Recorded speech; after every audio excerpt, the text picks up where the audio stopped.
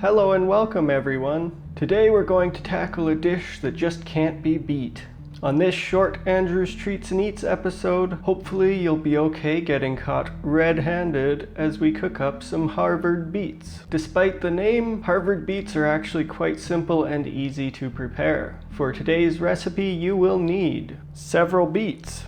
An exact number is hard to give since they vary a lot in size and shape. You can also use fully cooked canned beets if you wish. 2/3 of a cup of white sugar, 1/3 of a cup white vinegar or cider vinegar if you prefer, 1/3 of a cup of water, 3 tablespoons of butter, 3 teaspoons of cornstarch, and finally salt and pepper to taste. Beets are root vegetables, so our first step is going to be to wash and scrub them to get rid of any dirt that might be stubbornly clinging onto them. Once that is done, we are going to fully cook them. You can either boil them in a pot of salted water until they are tender, or you can do like I am and wrap them in aluminum foil and toss them into the oven to roast until tender. Both methods work equally well, but roasting helps concentrate the flavors of the beet and make them even more tasty, in my opinion.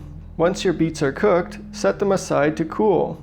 While your beets are cooling, this is the perfect opportunity to bash the like button, hit subscribe, and ring the notification bell so that you're notified of future Andrew's Treats and Eats episodes. Now, if you don't want purple hands, be sure to wear gloves for this stage.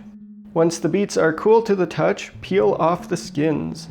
This is nice and easy once the beets are fully cooked like this. You can just use firm pressure with your hands to remove the outside skin layer. Then, once they're peeled, slice your beets. You can either cut them into rounds or into half rounds or dice them. I find whole rounds are usually fairly awkward to eat, so I prefer to go with half rounds or quarter rounds personally. Now combine the sugar and cornstarch, mixing to make sure the starch is well distributed. Then whisk in your vinegar and water and cook over medium heat. Stir periodically to make sure it doesn't stick to your pot, and cook until the mixture is thickened. Once the mixture is thickened, season with salt and pepper to taste. Then add the beets.